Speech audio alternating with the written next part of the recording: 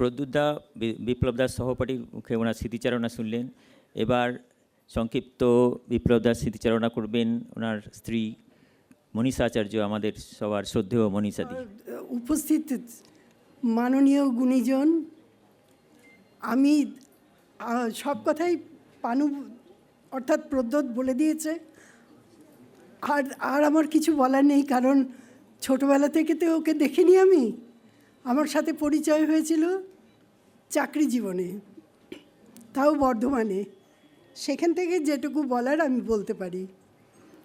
এই যে একটা কথা বললো, প্রদ্যোৎ বলল যে ও চিরকালই আদ্যপ্রান্ত বামপন্থী, সেই কথা ধরেই বলছি যে আমাকে অনেক প্রশ্নের উত্তর দিতে হয়েছিল। যে আমাকে জিজ্ঞেস করা হয়েছিল কেন সিঁদুর পরা হয়, কেন সিঁদুর লোহা পড়তে হয়, কেন শাখা পরা হয়, সমস্তটার উত্তর আমাকে টু দি পয়েন্ট আমাকে দিতে হয়েছে। যতক্ষণ না সে স্যাটিসফাইড ততক্ষণ সে কথাগুলো আমাকে বলতেই হয়েছে।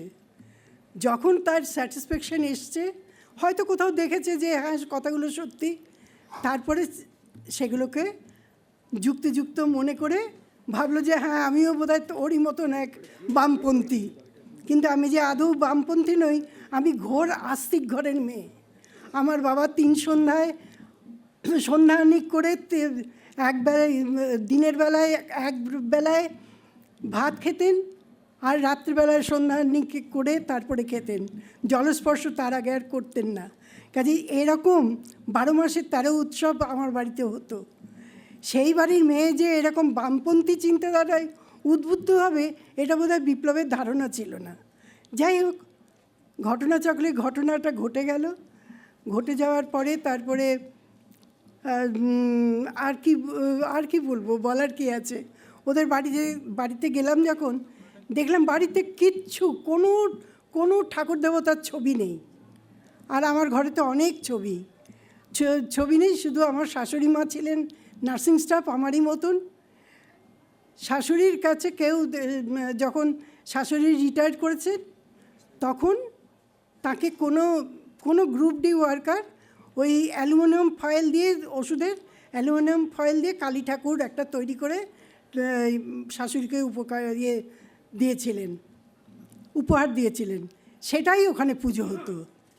পরবর্তীকালে আমি দেখেছি শেষের দিকে আমার শ্বশুর শাশুড়ি দুজনেই বেশ পুজো আচ্চা করতেন, নিজেই, কাউকে সঙ্গে নিয়ে নয়। যাই হোক, এই গেল।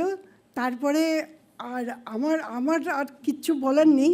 তবে হ্যাঁ, আমার এখানে একটা কথা বলা আছে, আমাকে মনীষা আচার্য লেখা হয়েছে, আমি কিন্তু চক্রবর্তী।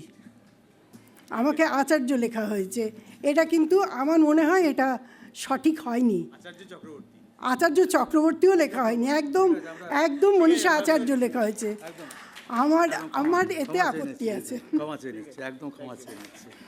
এতে আমার আপত্তি আছে। কারণ আমার চাকরি থেকে আরম্ভ করে আজ পর্যন্ত যা কিছু হয়েছে সব কিছু আমার ওই চক্রবর্তীতেই হয়েছে, আচার্য। এবং এই নিয়েও আমি যখন বিপ্লবকে বলেছিলাম, দেখো আমি কিন্তু সারনেম চেঞ্জ করব না, তখন যে সেটা তোমার ইচ্ছে, অফিসে শুধু জিজ্ঞেস করে নাও যে তোমার কোনো কিছু পাওনা গণ্ডাতে অসুবিধে আছে কি না।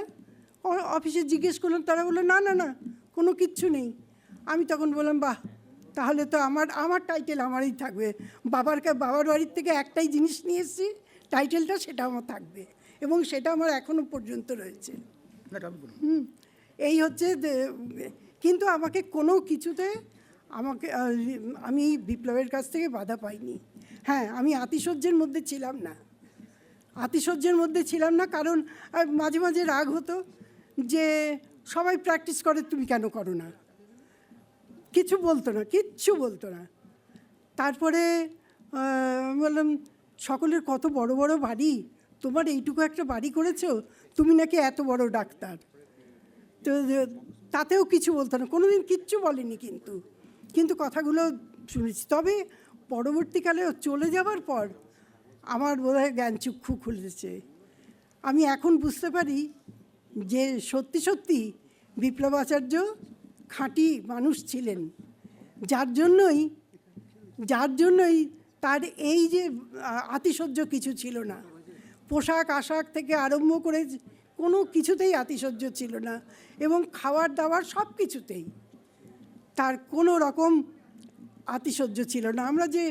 আমরা কোথাও এমনি ঘুরতে যাইনি, যখন আমরা ওদের কনফারেন্স হতো, তাও আমরা প্রতি ইয়ার অ্যাটেন্ড করতে পারতাম না, করতাম অল্টারনেট ইয়ার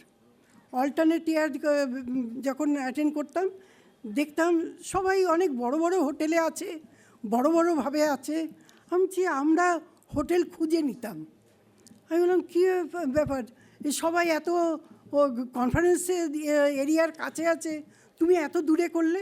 বলে, শোনো, রাতটুকুই তো শুধু থাকবো, তোমার শুধু দেখা পরিষ্কার পরিচ্ছন্ন ঘর আছে কিনা আর বাথরুমটা ঠিক আছে কিনা, ব্যাস, আর তো কিছু দরকার নেই, এতেই হয়ে যাবে আমাদের।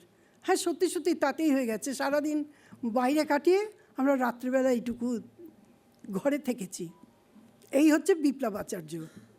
এখন সমস্ত কিছু এখন চলে যাওয়ার পর আমি যখন এটাকে সারাক্ষণ রিকয়েল করি ওর কথাগুলোকে, তখন বলি, হ্যাঁ সত্যি সত্যি সাচ্চা প্রাণী, সাচ্চা মানুষ হলে হয়তো এই রকমই হয়, আতিশয্য থাকে না, গভীরতা থাকে, ঢেউটা কম থাকে।